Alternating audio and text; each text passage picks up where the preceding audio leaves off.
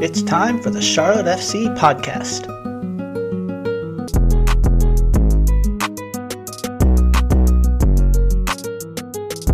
This is Nic Finelli, host and producer of the Charlotte FC podcast. I want to welcome you into my conversation with Natalee Jarrett, the Vice President of Operations for Charlotte FC.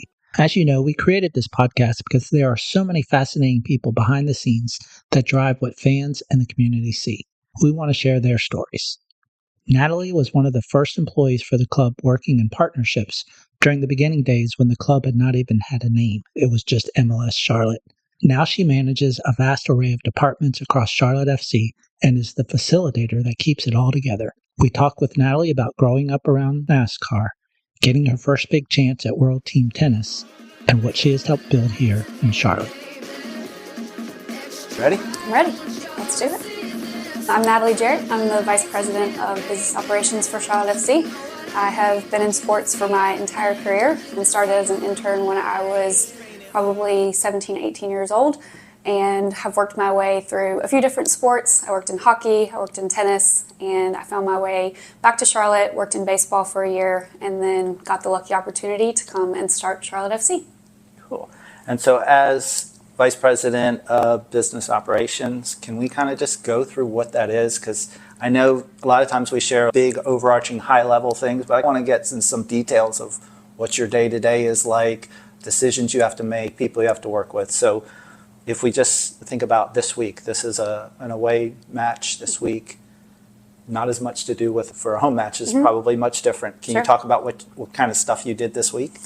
Yes, I'll start off by saying that the business operations title can be a little confusing, I think, because it's pretty broad, but a week in this role can be a whole host of things. Every single day is different.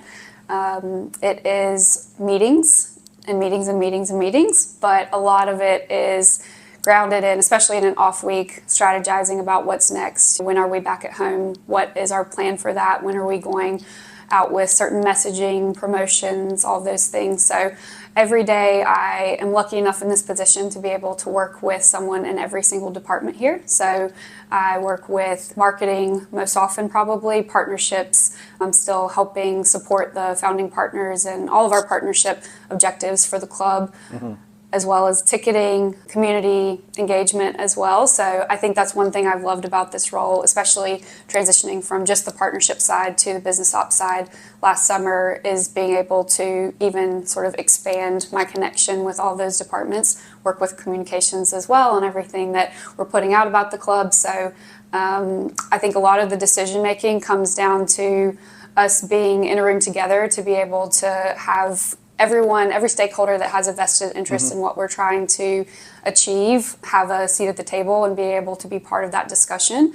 I think we have been very fortunate that with the leaders here, we are very understanding in a room of who sort of has the highest priority in that decision and letting them lead with it, but also offering our perspective, whether there's some sort of content implication or something that will come with a sponsor question. So I think we're very good at making decisions by committee, but always using the person who has the biggest stake in that decision as the leader to get to the final conclusion.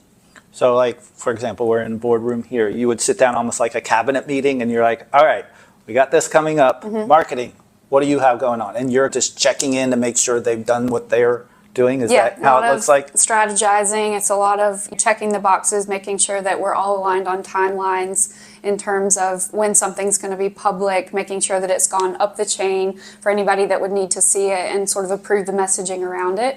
We are not just Charlotte FC, we're part of a larger entity, so there are other parts of the organization that we need to consider in terms of a comms plan and how we're going to roll something out, because especially now that we're into football season, how do we think about that across the entire TSC enterprise and making sure that we're cognizant of other things that are happening. And so we keep a really open line of communication, and our director of communications, Woody Wilder, does a really great job of just making sure that we are constantly setting that up to be able to make sure that we're not interfering with something else. But it is very much like in this boardroom, round table, everyone says their piece, and then we always come out with next steps and sort of open-ended questions that we don't have to decide something immediately, but in terms of something that needs to be effective immediately, we know who's taking the lead, when it's happening, and then what are those last few things we need to do to tie up loose ends. And you said that's always happening, just always because ongoing. Mm-hmm. But are there specific daily things when you look at your to-do list, I guess, for a day or a week?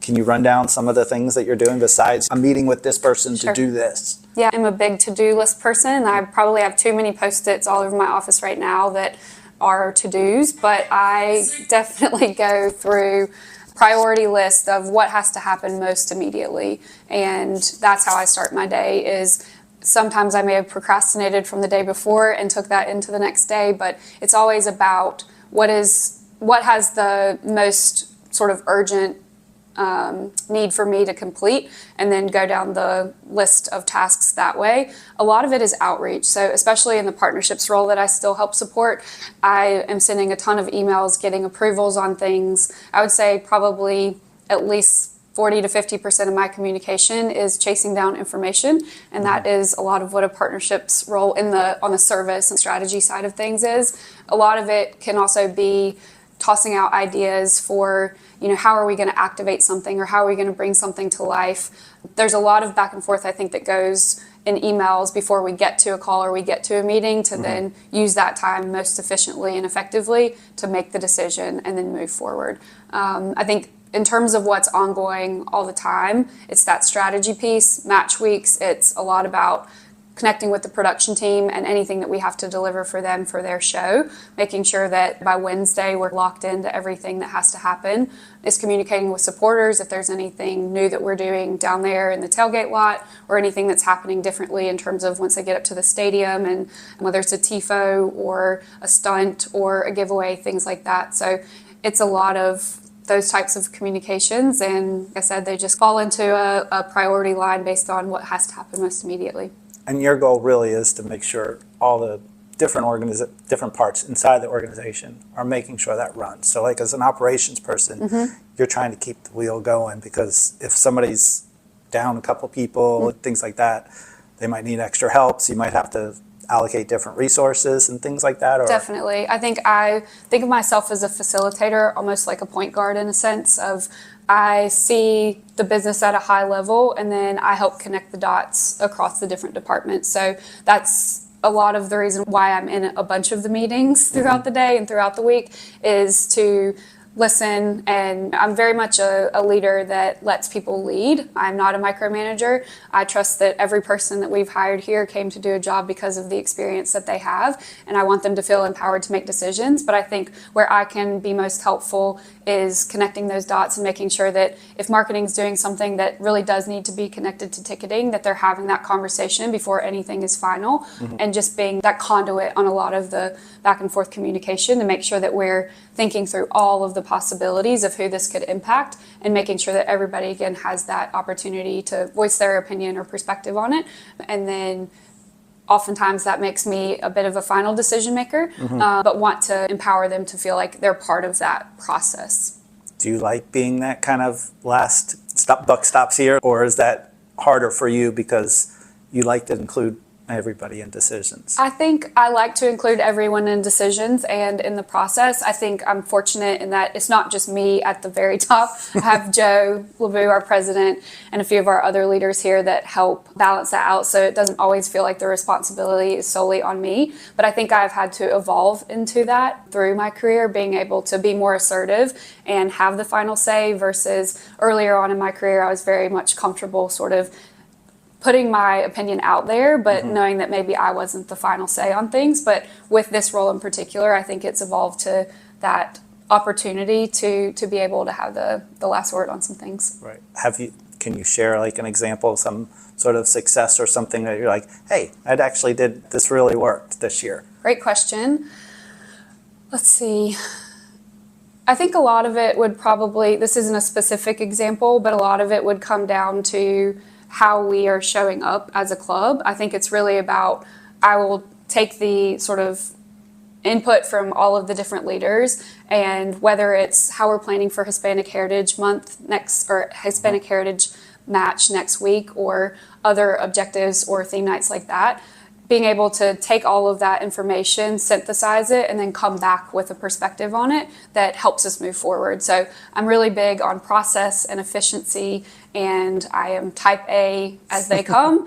So I feel like my role, especially in this business ops position, has been to take what may seem like the foundational pieces of it and then put it all together, and then use all of the teammates to help bring that to life so that it feels really collective. I think we are a very collaborative team here, so there's no pride and ownership in that respect, and we really feel those senses of accomplishment every time we check something off the list. I would say one thing that's ongoing right now is working on playoff opportunities and strategies and things like that. And so that'll be a big one once we check it off the list of running through all the possible scenarios. What does that look like when we put it out in the marketplace, get people excited about it? And I think that will be one of the more unique ones in the past few years, because I've been here from the very beginning. So I have seen what we looked like as a startup and having very few resources to a fully functioning club in a brand new, well, year-old training facility at this point, where it feels much more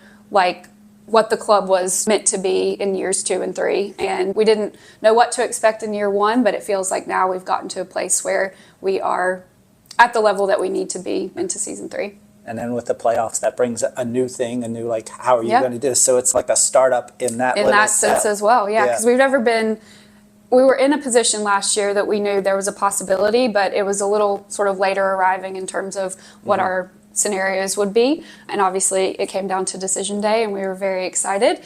But I think this time, this year around, we want to be a lot more proactive about it. The team has been playing really well. We're headed into the final stretch, and we believe that we have a really good chance to end up a lot higher up in the standings, hopefully, and possibly host a match, which would be huge, not just for the club and what it means for our first few years, but also for the city.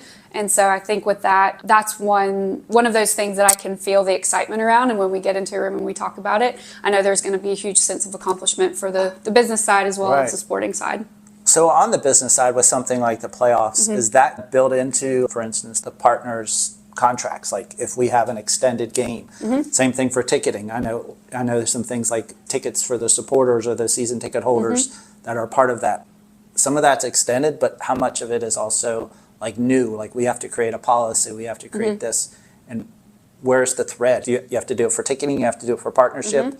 Where else do you have to do it for? We have to do it for ticketing. We have to do it for partnerships. I think the ticketing there's a bit more of a foundation there. So it's not unusual for when we come out of the renewal season, like that'll be the next thing that we talk about for season ticket holders and anybody that wants to come as a single match buyer. For partnerships, there's a lot that's sort of laid out in the contract that spells it out for us in terms of what tickets are given and then what contract elements they get in terms of how it shows up on match day, things like that. Yeah. With it being a league property, the playoffs, that changes a little bit of how the show is run. So it's just something that we have to stay really tight with on the league in terms of how we show up if we were hosting at home.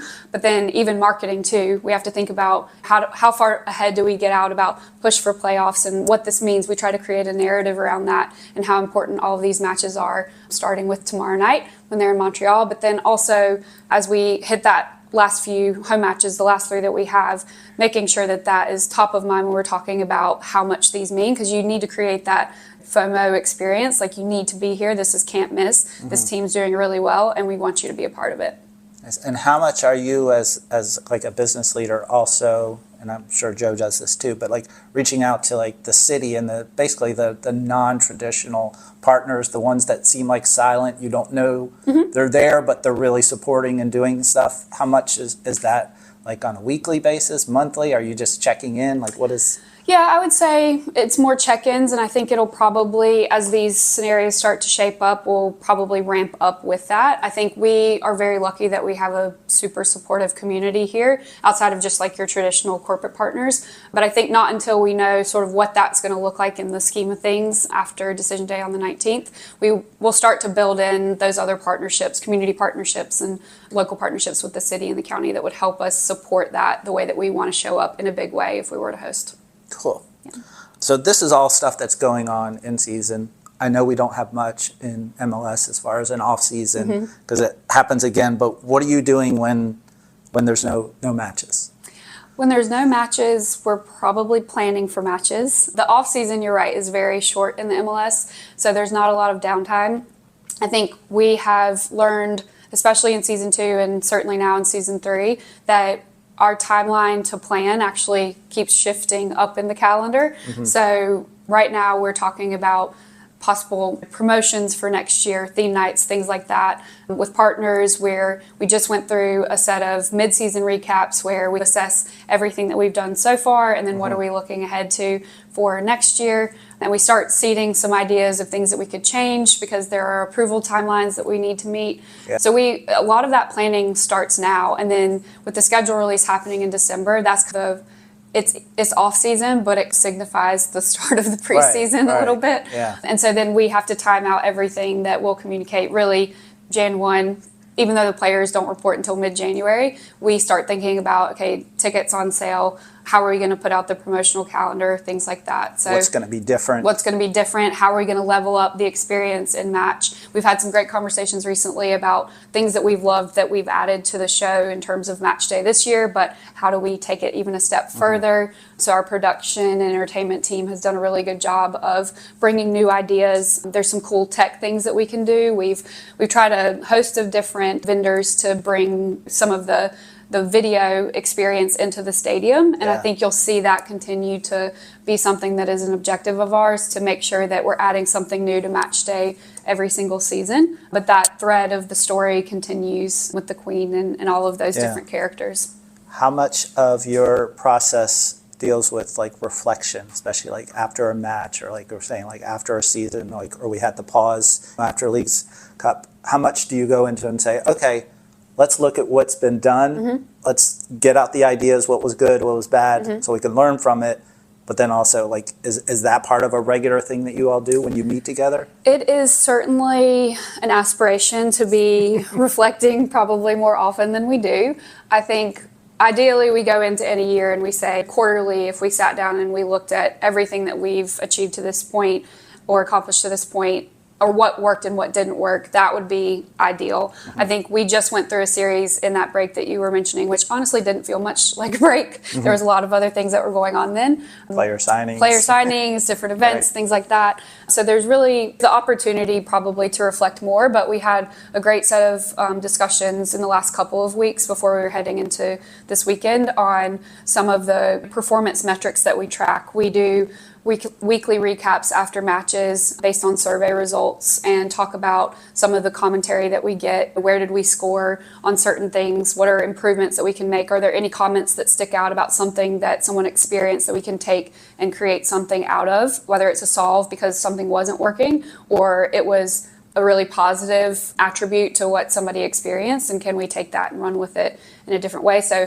I myself am a very reflective person. I think I would describe that I don't ever turn my mind off of Charlotte FC because I think it means that much what we've created, and I care about the club and the commitment that we've made to the community and to the city to have this really impactful organization. And I think I always just want to think of how can we take it up or take it up a notch or add something different. So we are a reflective bunch, but we also don't live in the luxury of having a lot of time to reflect because I'll give you an example. In the spring, we had the 4 May matches back to back to back to back.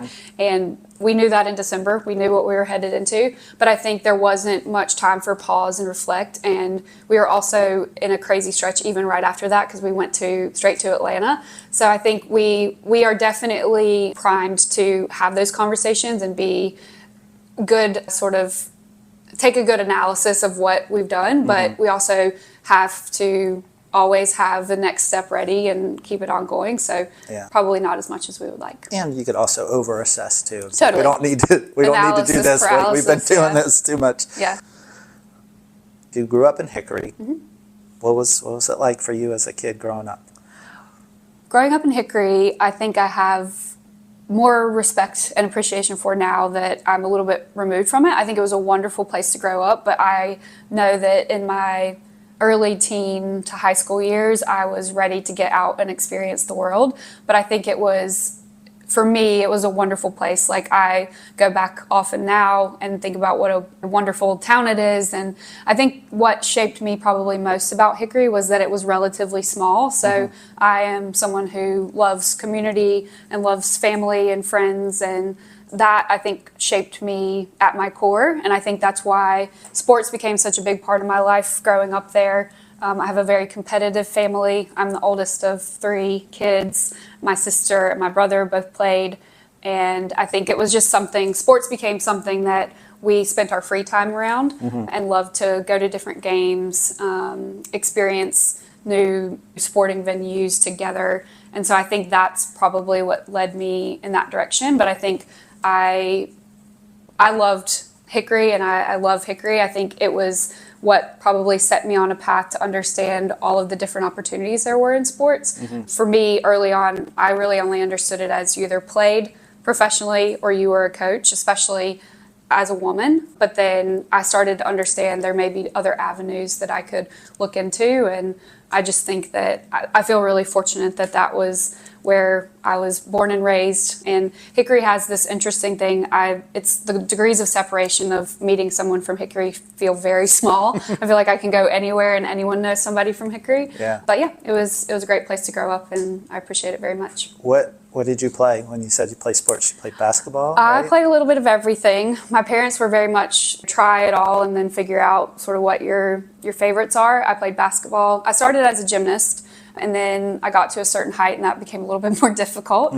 Basketball I got into a little bit later, and soccer I played growing up pretty much from elementary school. But I settled on basketball and soccer being the sports that I played all the way through high school, and then just played intramurals in college. Cool. And you went to UNC Chapel Hill. You got a journalism degree and English major. So how does this translate into business and running things? Yes, I certainly didn't know that this was the path when I picked that degree and that focus. I think within the journalism department, what really changed the game for me was I had originally started on a pre-med track, and I quickly realized in a Bio 101 that I wasn't built for that. So I always loved journalism and English, and within that program I was able to focus on a sports certificate that had a few courses within the J School that allowed me to experience what sports marketing could look like as a career. And I had a professor that really opened my eyes to the possibilities of working in sports, and then I was able to get well connected for some internships that gave me that experience early on. But I think that was between the journalism school program and then my first couple of internships, the last one being with the Carolina Hurricanes. I think I knew that I could find my way into sports. It was just about finding what my specific passion in the industry was. And I think not until I got to New York did I discover I was in more of a community relations field, both the first 2 internships that I had, but then in New York, I was exposed to partnerships in a different way. And Was that with World Team Tennis? World Team Tennis, yeah. Okay. So I made the decision after senior year to move up to New York for the summer, New York City. And I was told within 3 or 4 days of being there, I would know within 6 weeks if I was cut out for it. And I found that to be very true, but I loved it. I loved the city. I loved the energy, the possibility that it represents. I enjoyed being exposed to so many different people and cultures, and I think it helped me grow up a lot, personally and professionally. Yeah. But I think the thing about World Team Tennis that I will credit as the luckiest probably professional experience of my life was I got to work for Billie Jean King and Alana Kloss.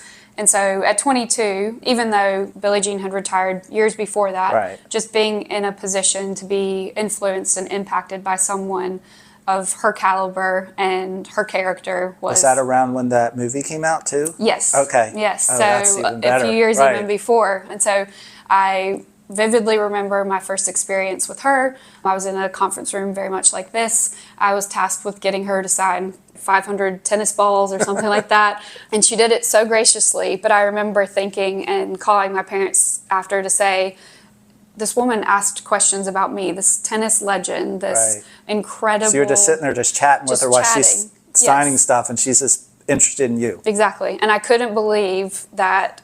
And I guess maybe I'd had experiences with other athletes or other highly successful people that were similar in that they were gracious with their time and made it personable. But I was so impacted by that. I was like, whatever I have to do to work here, I will do it. Yeah. And so at that time I was an intern, and then I just stuck around until they hired me.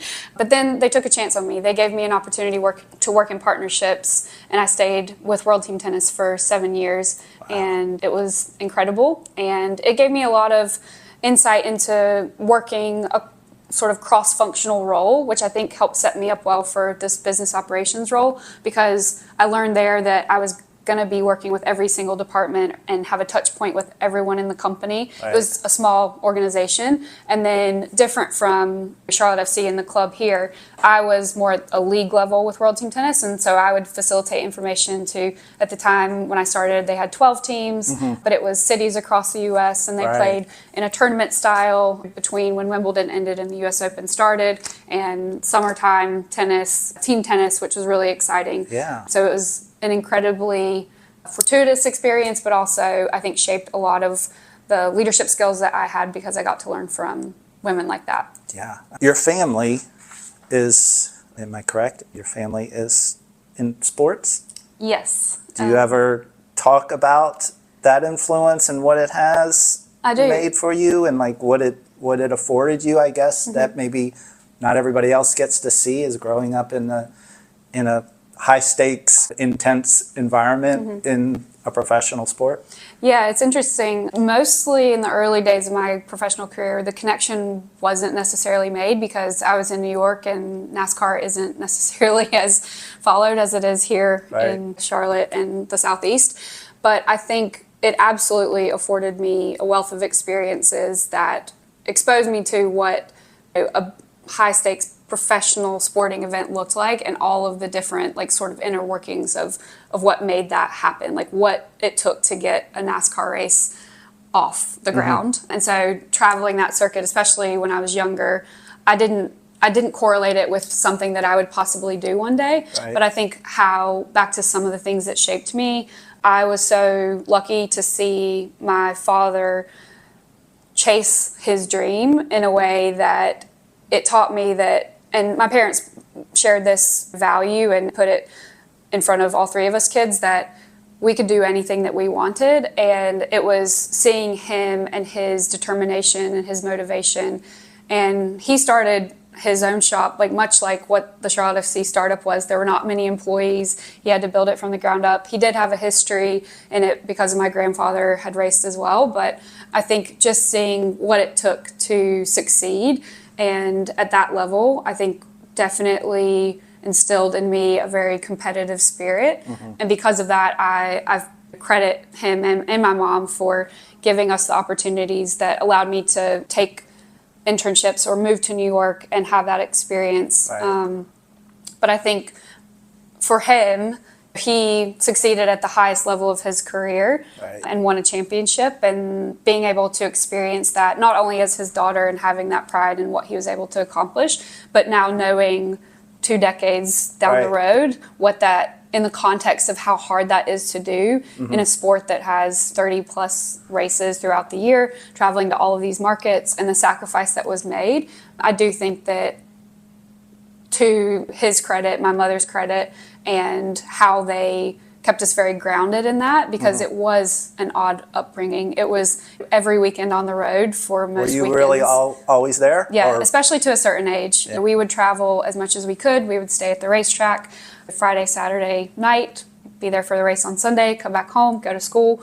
And we had privilege, obviously, because of just what that allowed us to do in terms of travel and experiences and things like that. But I don't feel like we were always held to account in terms of having really solid goals and objectives and showing up for school, being good students, being kind humans, and all of those things mattered more than eventually what we were going to do. And so I just appreciate that my parents were really focused on that, but also let us go along for the ride, because I think those were some of the most formative years of my life, being able to see my father in his career in that way. And he also, it was a little bit different than I think it is now, where I remember him going into sponsorship meetings and talking to different prospective partners for his car and what it would mean. And he had to be a representative of that brand. And so I think that now looking back, maybe I didn't know it, but it was sort of informing my interest in the industry, but also particularly partnerships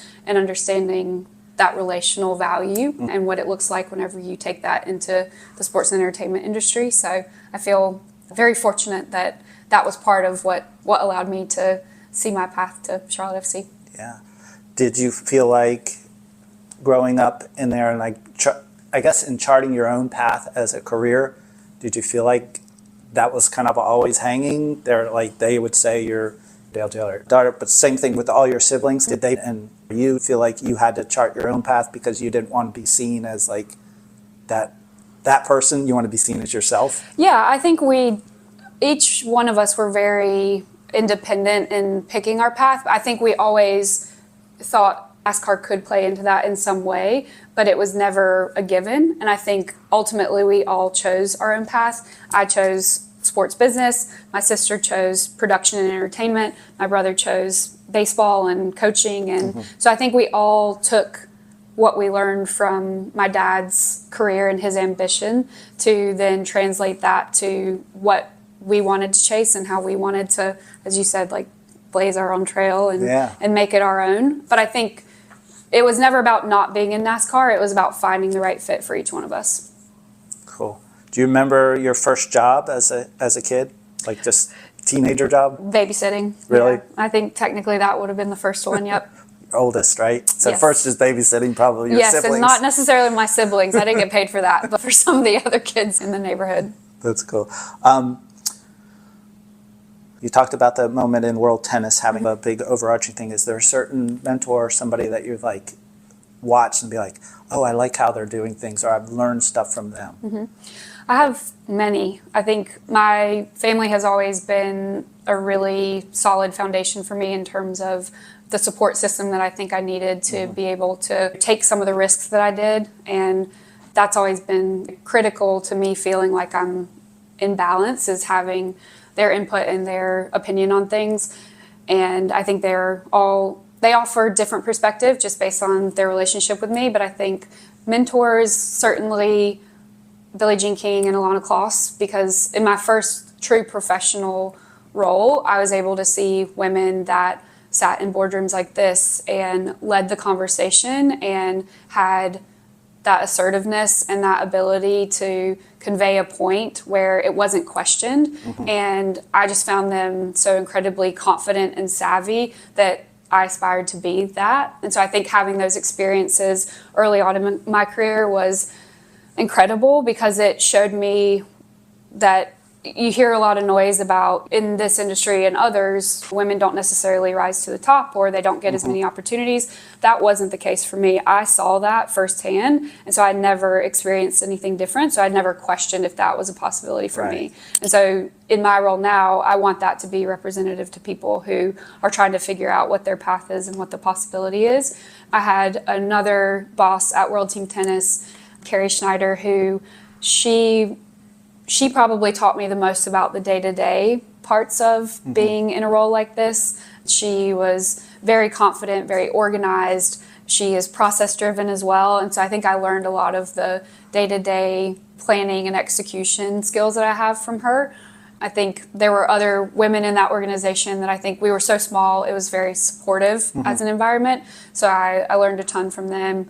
I think probably as I've progressed in my career, it's been less mentorship and more about finding peers that you share a similar sort of value set and how you approach things. And so I really enjoyed working with Shannon Hooper whenever she was here at Temper Sports and Entertainment. And I think there have been several paths crossed with even external clients who I think about the experiences that we've had together, whether it was some of the ally counterparts that I had in the early days when we couldn't do anything because we hadn't signed a player. COVID was happening. We were really focused on our community efforts. But the way that I think about their energy toward just getting out in the community, I admired how we were able to achieve things even though the world was so different for that period of time. Yeah. So I think I've been incredibly lucky to be able to cross paths with a lot of people. And I also have had very supportive men. It's not just been women. I think I have had several men that have championed me and my opportunity. In fact, to even get into this position, this was a position that was created. The VP of Business Operations didn't exist. So I think having that confidence from other leaders in the building to be able to say, she can do this, she's ready for it, that means so much to me, because it is a testament to the work that I've done and the relationships that I've built. And hopefully it's something that I can inspire in others. So that's interesting that you said that. So like, how did that happen? So you're doing your stuff here with the team, but you're focused on more of like the corporate partnership, right? Mm-hmm. And then do they approach you and say, we want to create this second thing, we want to give you more responsibility? Is that what it was? Or we need somebody to help out with this stuff, and we see your fit? I think, essentially it was, the organization as a whole was very flat when we started, and partially because we didn't have that many staff. Mm-hmm. I think when I went to the Uptown office for the first time, it was 4 or 5 of us that were in there. Wow. So I was the second employee, I think, on the business side of Charlotte FC. And so to be part of it from the very beginning, and then see as we added different pieces of the puzzle, bringing in comms director from another MLS team, bringing a content director from another MLS team, and then finding some varied experience. I think we started to grow, but we didn't grow up necessarily. It was still very flat. Mm-hmm. And so I think after about a season and a half, it started to be clear that we needed someone who would help strategize at a little bit higher level, mm-hmm. rather than just being sort of week to week the way that we were planning. And that was certainly the way.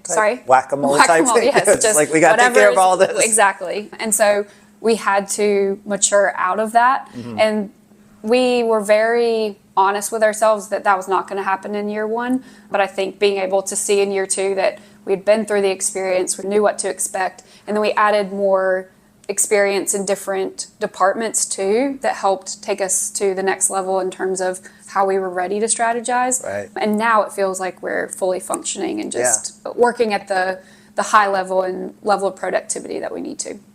That's pretty cool. What are some of the biggest sacrifices you feel like you've made to achieve this success you've been having so far? I would say time spent outside of the office is something that I've sacrificed. I think I approach everything 100% as much as I can, and I love this club so much and what we stand for that I am a perfectionist, but I don't force perfection. I just want to make sure that in my role I am exhibiting and demonstrating the type of work ethic that I want to see across the club. Also understanding that we have a very long season, just mm-hmm. making sure that people take the time that they need. I think I'm probably better at suggesting that to people than I am sometimes taking it on my own. But yeah, sacrificing missed events for personal things, friends, family, things like that. I don't consider it a sacrifice. Sacrifice feels like a strong word. Choice is probably more applicable to what I feel like I've been doing, just because I knew taking this job when I started as a manager in 2020 that I got a rare opportunity that many people in this industry never get the chance to do, which is start something from the beginning.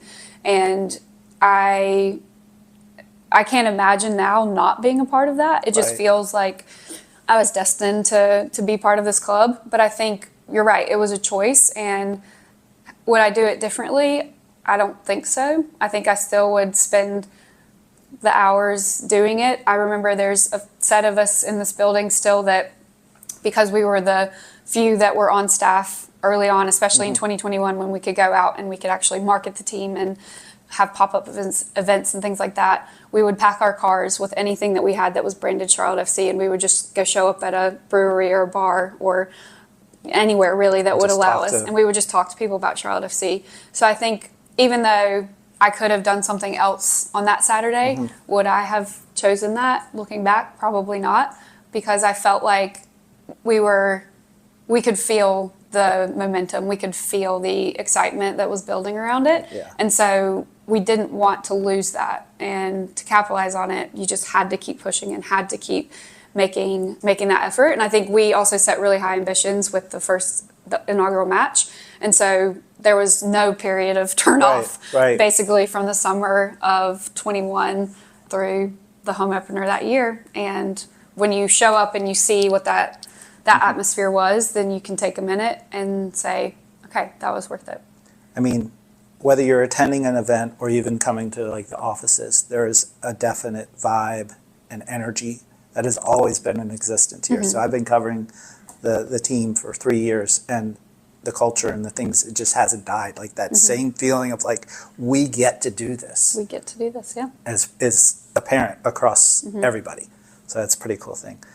Personally, how do you deal with failures? Because I know you haven't done everything perfect, right? What do you do when you have those moments? Yeah, I mean, back to the reflection that we talked about, especially in a moment of failure or a misstep, I think that's probably the first thing I go to. Like, that is an opportunity where I think, what could I have done differently? How would I approach this? I think failure is hard for me. I don't like to fail, but it is a necessary part of growing and experiencing and improving.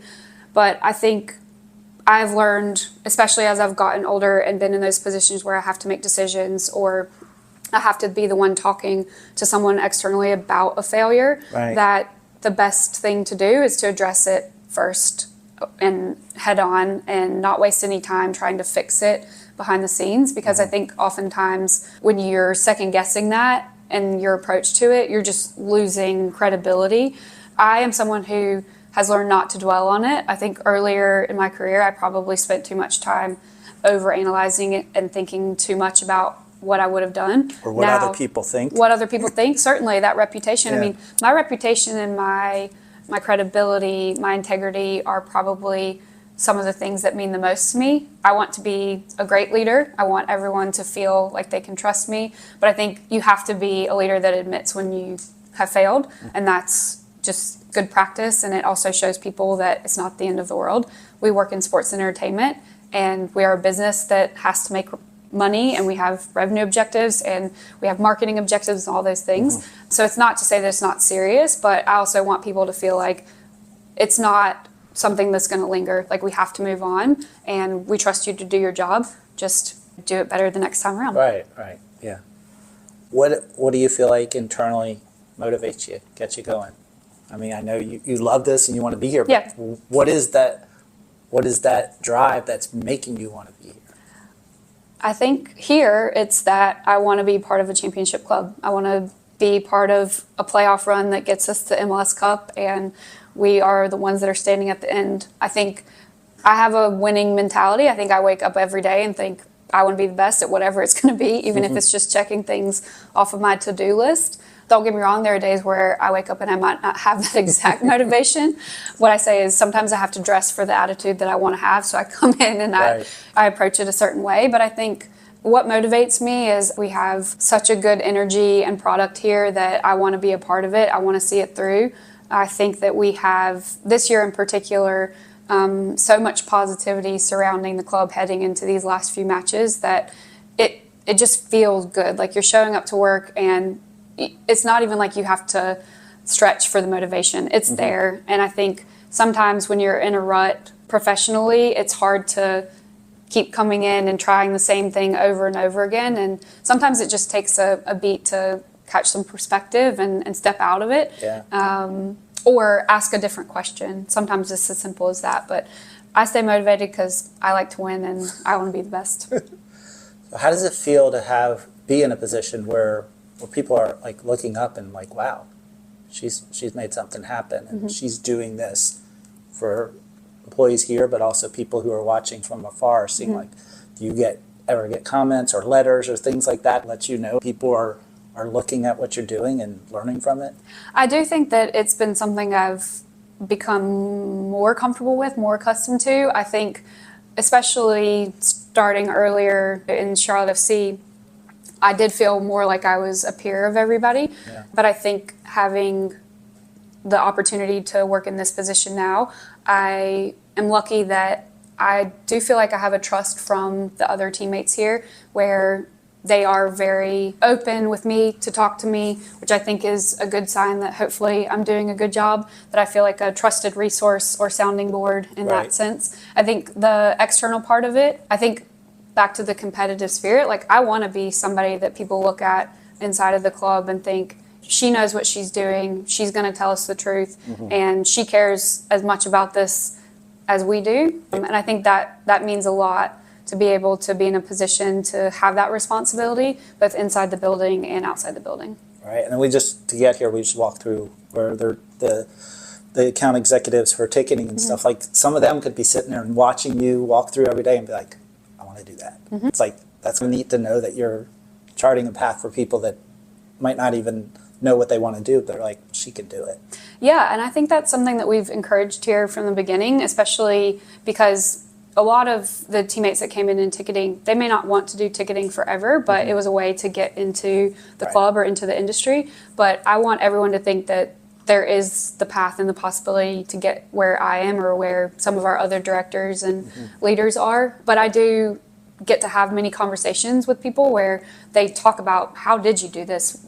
When you dealt with failure or you faced adversity, how did you figure that out? And I feel like that's just a privilege I get at this level now, to be able to give some of my guidance back so that they can better prepare themselves. Because the whole point here, especially with the open format we have, is that it's very collaborative and that people are seeing what everybody else is doing, that we're all bought into the same goal. But also they see how hard their teammates are working, so that when the community team is gearing up for the Greater Goals season to kick off this week, and everybody cares about that. But also understanding that if you're not going to work in ticketing forever, what are some of the other interests you have across the club, and how can we afford some people some experiences so they get to work closer with partnerships or with marketing, if those are some of their Y'all do job ambitions. swaps? Or we don't just shadowing, like, hey, I get to go and see this for a couple days? Yeah, I think we've had a few employees that have particularly asked about like one department. I think it's not something that is a standard practice per se, but I think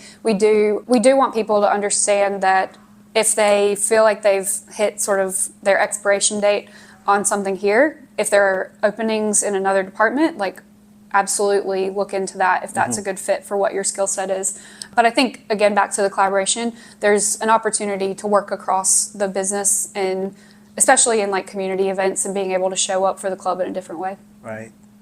You talked about waking up, wanting to be here. You're probably like, I don't know if you're the first one here and the last one to leave type of person, but you're always a part of it. So how do you balance that? How do you prevent yourself from getting burnout? I know you have the energy for it, but it can also be exhausting. So what do you do? Yeah, the balance, I wouldn't say that I've hit the perfect balance by any means, but I think I'm very good at knowing when I need to step out. I think I have described this job as both the hardest thing I've ever done, but also the most rewarding. So as long as that keeps being the case, then I feel like I'll know how to balance. But it's simple things like just getting out of here and going for a run. And even that separation for 30, 45 minutes gives me a chance to come back and revisit something that I couldn't quite crack the code on before. Yeah. But I think still maintaining those relationships outside of the workplace. We have a really tight-knit group here. We spend a ton of time together, not just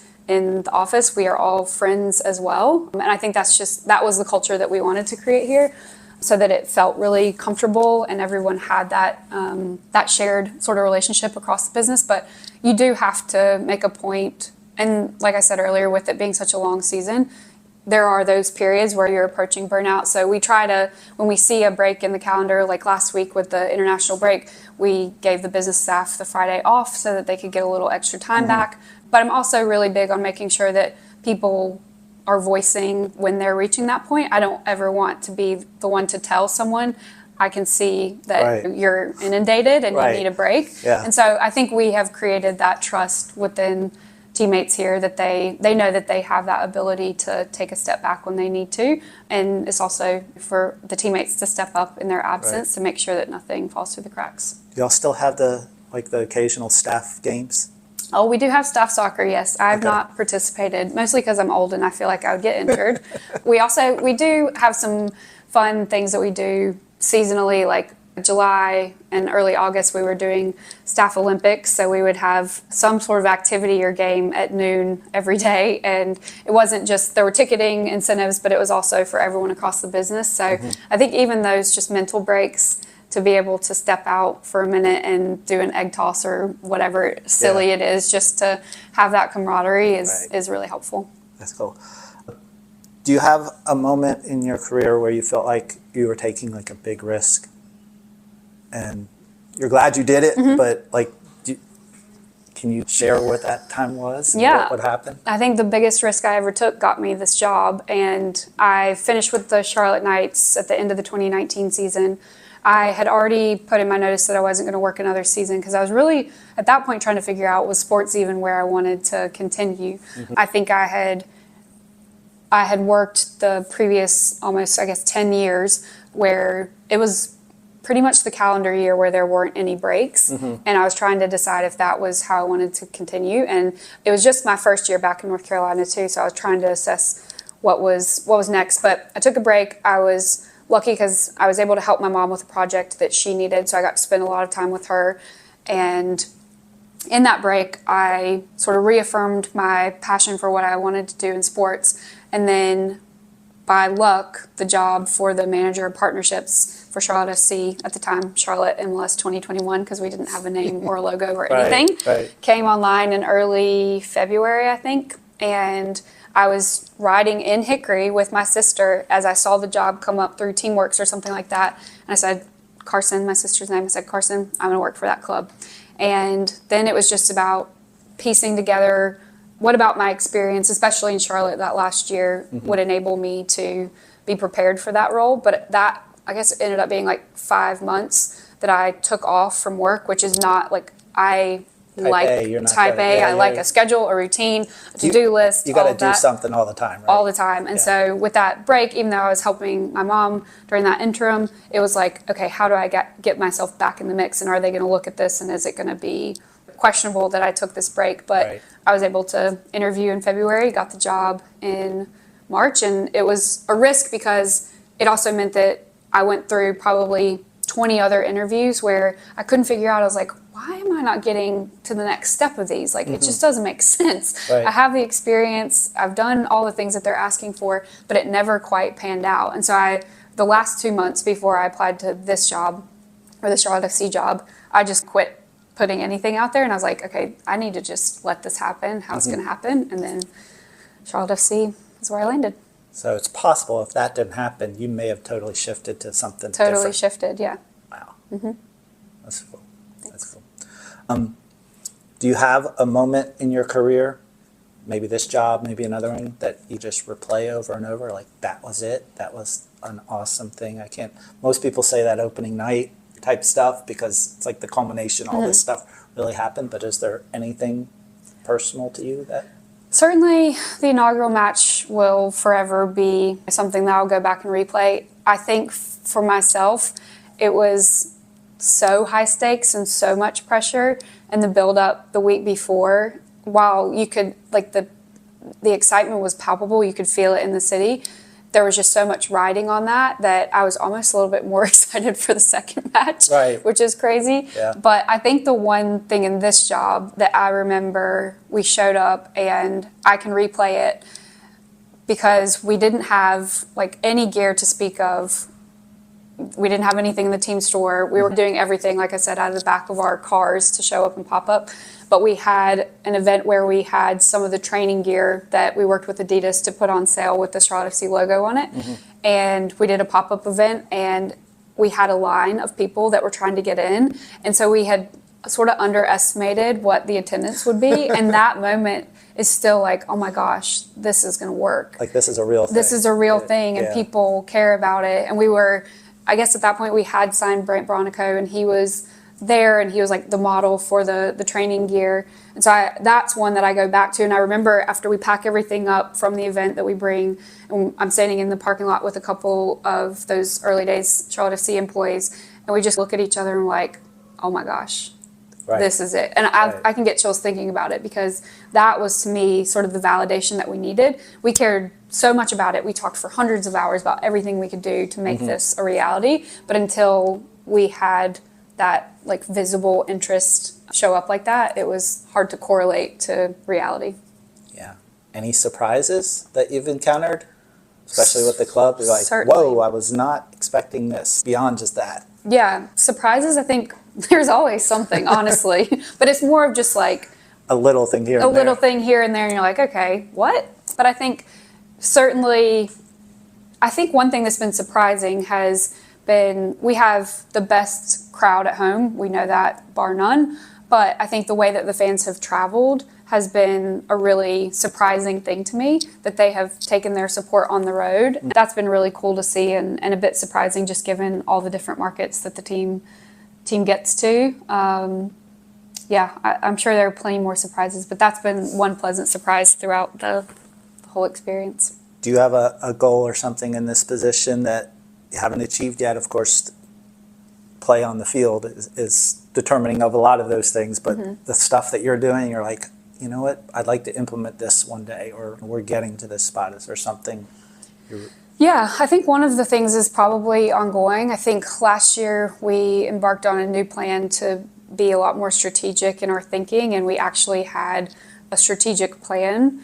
And I think it wasn't just about 2024, it was thinking 25 and 26. And so I think one thing that I will consider a great accomplishment is if I'm able to build that fully out for the next couple of years. We know that with the World Cup coming and even Club World Cup next year, soccer is going to have so much influence in this country. And I think with the growth of the MLS and even the growth of our club and just things that have changed from the off season last year to the season this year, I think if I am able to put my stamp on what that plan looks like so that we don't feel like we're reaching a plateau. I think there have been conversations about year 3 drop-offs and things like that. I don't believe in that. I don't subscribe to that. I'm just not going to let that be the case. But as long as we keep investing in growing the support for this club and really getting outside of Charlotte, I think that's been one of our intentional things that we've talked about a lot, but maybe haven't sort of reached that next step on it, and getting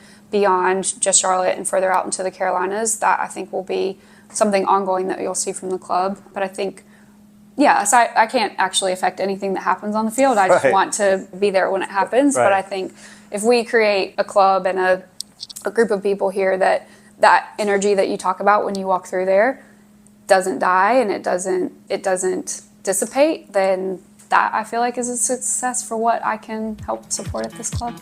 That's cool. It's stoppage time! First one, what's your walk-up music? It's All of the Lights. I don't know if you know that song, but it's a collab, yes, like Kanye and Rihanna. Oh, okay. It's I feel like it's from my maybe high school or college days, but yeah, that's one. But that's you coming in the room? I think it's just like high energy, and yeah, I could see that being my walk-up song. Okay. Do you have a everyday personal ritual or something that you make sure you do? Drink coffee every day. Yeah, that's not a ritual, but that's probably the one thing I do every single day. Type of coffee, a certain way? You don't care, just give you coffee? Just coffee, yeah. I think I mentioned I like to run, so whether it's every day, just kind of depends on what the week looks like, but I think that is definitely something that I commit to. It's my me time. I'm not training for anything, but I try to have some sort of progression of how many miles I'm doing, so again, I can feel like I accomplished something. That's cool.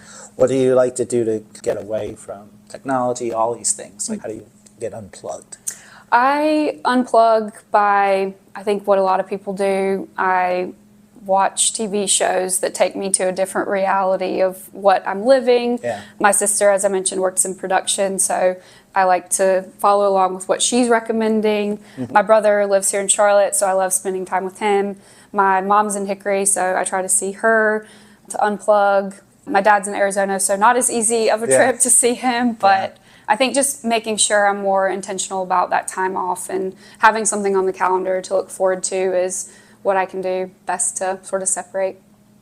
Cool. Do you have a snack that you like to have when you're watching a match, whether it's home match or on TV? I love snacks. In fact, I am the person who brings the snacks to the office that we sit in when we're there on match days at the stadium. So it's a whole range of things. I know people's favorites by now, but it could be anything from, right now we're on the white cheddar Cheetos kick. Yeah. Those are great. Cheez-Its. The baked ones or the baked ones, okay, yeah. Those, and then some cracker type thing like Flavor Blasted Goldfish or Cheez-Its or something like that. I have a sweet tooth, so not only in my office, I have 2 bowls of candy. There's a chocolate bowl and the fruity bowl, but I always bring candy to the match. So yeah, I'm a snacker, so I love it all. All right. What component of design impresses you more, the interior or the exterior? And this doesn't have to be with like architecture or it could be anything. Probably interior. And I would say my reasoning for that is I like the behind the scenes work. So I think that's probably more representative of that than the final picture or like the first impression. I like the nitty gritty. I like the weeds and seeing how something starts from a concept to being the final. Yeah. Do you find starting a project or finishing one more gratifying? Finishing one for sure. Okay. And then we already talked about what recharges you and gets out. So if you were a current player on Charlotte FC, what player would you most be like your demeanor? Not necessarily the position they play or anything like that, but who out there is like, oh, that would be Natalee out there? That's a good one. Gosh. I think I may mix a couple of players. You can. That's fine. You can take the hybrid players. I think Kalina's like stoicism and just I like his attitude because he always shows up at the same level for me. But I think he can have a joke and he can be jovial. And I think I like Brant's work style. I think the fact that he just gets as many miles out of every match as he does. I think I like to be someone that's seen as having sort of endless energy to get something done. I want to be the teammate that somebody calls on whenever they need some extra help or extra hands. So I'd say those are 2 that come to mind. I would love to do Kerwin's backflips in a different day. Gymnast in time. You, right? Yeah, not anymore. That's a great question. I think I'm probably some sort of hybrid of a few of them. Cool. All right. Well, thanks for being on the podcast. Yes, thank you for hosting me. Sure. I really hope you enjoyed this interview. Charlotte FC is so fortunate to have women in leadership roles like Natalee. Natalee eats, sleeps, and breathes Charlotte FC, and her hard work and collaborative nature is part of why this club has been so successful.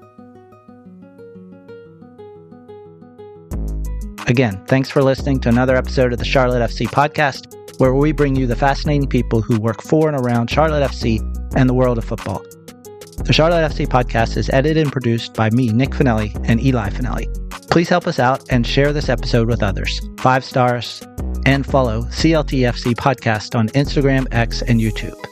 Until next time, enjoy the day.